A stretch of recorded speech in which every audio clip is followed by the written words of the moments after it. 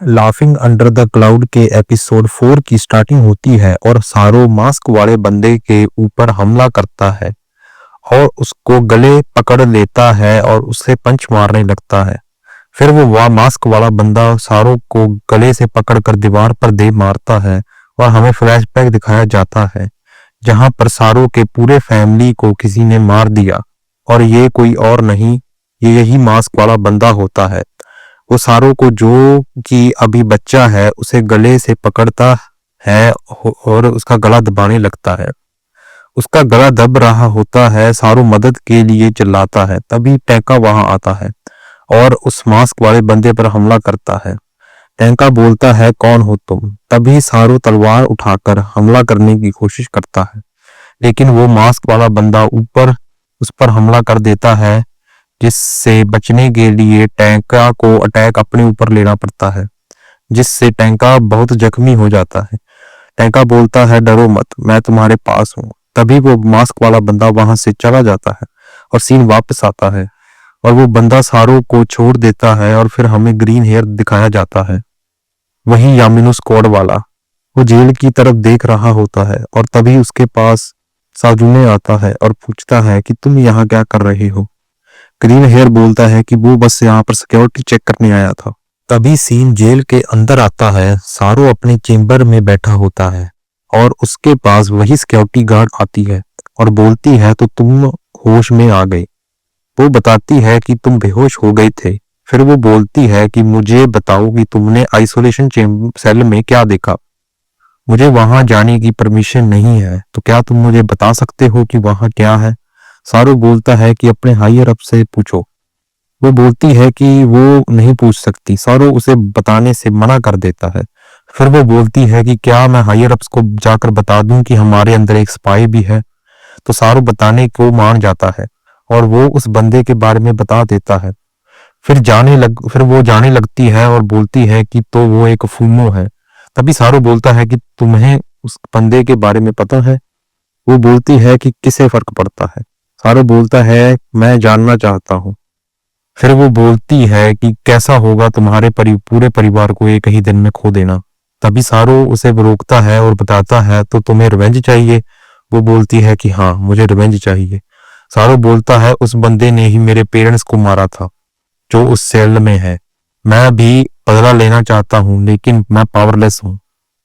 वो बोलती है कि मेरी मदद करो और मैं तुम्हें तुम्हारा रिवेंज लेने दूंगी। तभी हाथ आगे करती है सारो की तरफ और सारो सोचता है कि ये काफी आसान था। तभी वो पूछती है कि तुम्हारे जैसा इंसान यहाँ पर कैसे आ गया? तभी बाहर धमाका होता है और सारो को वहीं छोड़कर वो चली जाती है। पूरे प्रिजन में भगदड़ मची होती है और सभी कैदी अपनी जेल से बाहर आ जाते हैं और भागने की कोशिश करते हैं, लेकिन उनके सामने ग्रीन हेयर आ जाता है और उन्हें रोक देता है जाने से और उन्हें वापस जाने को बोलता है। वो उस पर हमला करते हैं, लेकिन वो उन्हें आराम से हरा देता है। तभी एक गार्ड बोलता है कि ये कौन है? दूसरा गार्ड बताता है कि ये यामिनो स्क्वाड का बंदा है। तभी सीन पीछे जाता है जहां साजुने और ग्रीन हेयर बात कर रहे होते हैं। साजुने बोलता है, क्या तुम चलोगे? और ग्रीन हेयर मान जाता है। फिर सीन सारो की तरफ आता है जो अपने सेल में होता है। तभी साजुने उसके पीछे आ जाता है और सारो बोलता है, तुम यहाँ क्या कर रहे हो? साजुने बोलता है, तुम्हें घर ले जाने आया हूँ। फिर वो उसे कपड़े देता है चेंज करने के लिए और बोलता है कि चलो इस भगदड़ का फायदा उठाते हैं और यहाँ से चलते हैं। सारो बोलता है, क्या तुमने ये सब किया है? सुजाने बोलता है, हाँ। और फिर वो मास्क पहन लेता है और बोलता है, चलो अब। जैसे ही वो बाहर निकलते हैं, सारो साजुने से बोलता है, जाने से पहले हमें एक काम करना है। फिर वो उसी बंदे के पास जाता है और सारो बोलता है कि तुम्हें याद है मैं कौन हूँ? तब मैं सिर्फ 5 साल का था जब तुमने मेरे पेरेंट्स का मर्डर कर दिया था। फिर मास्क वाला बंदा बोलता है कि तुम इससे बात कर रहे हो जिसके लिए वो एक आम दिन ही होगा। तभी सारू गुस्से में आकर उसे पंच मारता है और बोलता है कि तुमने मुझे से मेरी फैमिली छीन ली, तुम्हें कभी माफ नहीं करूंगा। फिर वो मास्क वाला बंदा बोलता है, फिर तुम्हें तो मुझे मारना पड़ेगा। सारू बोलता है कि मैं तुम्हारे जैसा नहीं हूँ, मैं लोगों को नहीं मारता, मैं तुम्हारे जैसा नहीं हूँ, मैं कुमो श्राइन का सेकंड सन हूँ जिसके पेरेंट्स को तुमने मार दिया था, मेरा नाम याद रखना। और इतना बोलकर सारू वहां से चला जाता है। फिर यहाँ बाहर साजू खड़ा होता है और बोलता है, तुमने कमाल कर दिया मेरे दोस्त। सारू पूछता है, क्या तुम्हें इसके बारे में पता है? साजू ने बोलता है, उसे बताने के लिए मना किया गया है। सारू समझ जाता है और बोलता है, अच्छा टैंका। तो फिर से तभी सारू को कुछ याद आता है और वो बोलता है, मैं 1 मिनट में आ गया अभी। तो वो उसी फीमेल गार्ड के पास जाता है और बोलता है कि मुझे तुमसे कुछ पूछना है, तुम आखिर बार कब हंसी थी? वो बोलती है कि उसे याद नहीं। तभी सारू बोलता है कि तुम्हें हंसना चाहिए, कुछ भी हो लाइफ में है, हमेशा खुश रहो और पेन में भी हंसने की कोशिश करो। फिर वो उसकी तरफ एक बॉक्स फेंकता है। तभी सारू प्रिजन से बाहर जाने लगता है और फिर हमें बाहर जाते बोट का सीन दिखाया जाता है। वो आपस में बात कर रहे होते हैं। तभी वो किनारे पर पहुंच जाते हैं जहां टैंका उनका वेट कर रहा होता है। वो सारू को देखकर जंप करता है और बोट पर आ जाता है और उसे सर से पकड़ लेता है। तभी चिटाटो दिखाया जाता है जो कि अपनी टीचर के साथ होता है। टीचर बोलती है, शुक्र है वो घर सेफ आ गया। फिर सारू टैंका के सामने बैठा होता है और बोलता है कि मुझे माफ कर दो। टैंका बोलता है कि वो उससे बहुत डिसअपॉइंट हुआ है। तुमने कैप्टन से क्यों कहा स्कॉर्मैनशिप सीखने के लिए?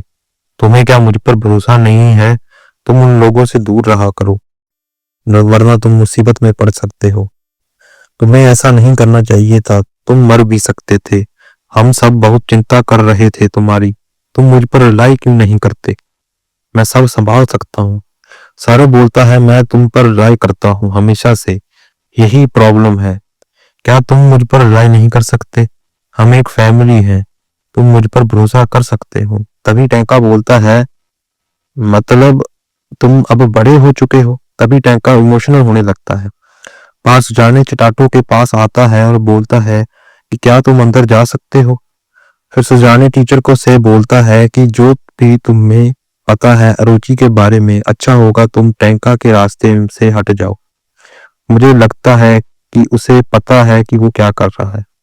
टीचर बोलती है, मैंने सोचा नहीं था मुझे माफ कर देना चाहिए, लेकिन मैंने कभी किसी फूमा को किसी के लिए इतना पागल नहीं देखा। सुजाने बोलता है कि मैंने पहले भी बताया है, फूमा क्लेन खत्म हो चुका है एक बच्चे के दोबारा, जो कि उनमें से एक था। फिर हमें फ्लैशबैक दिखाया जाता है उसी बंदे का। वो फूमा क्लेन से ही था जिसने सभी क्लेन मेंबर्स को मारा था। सुजाने ने उसका सामना करने की कोशिश की थी, लेकिन वो हार गया। तभी उसे वहां से गुजरते हुए टैंका मिला, इसने उसकी जान बचाई। आज उसके पास एक घर है, फैमिली है।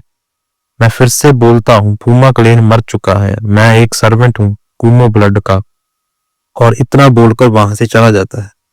तभी सीन तीनों भाइयों की तरफ आता है जो रात भर सोए नहीं थे, अब सोने जा रहे हैं। सारू बोलता है, वो ऐसे नहीं सो सकता। टैंका कहता है, क्या प्रॉब्लम है? हम छोटे होते ऐसे ही सोया करते थे। तभी सारू उठकर जाने लगता है और वो दोनों उसका पैर पकड़ लेते हैं और उसके ऊपर जंप करते हैं। तभी सारू मान जाता है ऐसे सोने के लिए। फिर वो फाइनली सो जाते हैं और हमारा एपिसोड यहीं खत्म होता है। अगर आपको ये पसंद आया तो लाइक करें, सब्सक्राइब करें। मिलते हैं नेक्स्ट एपिसोड में, तब तक के लिए बाय बाय।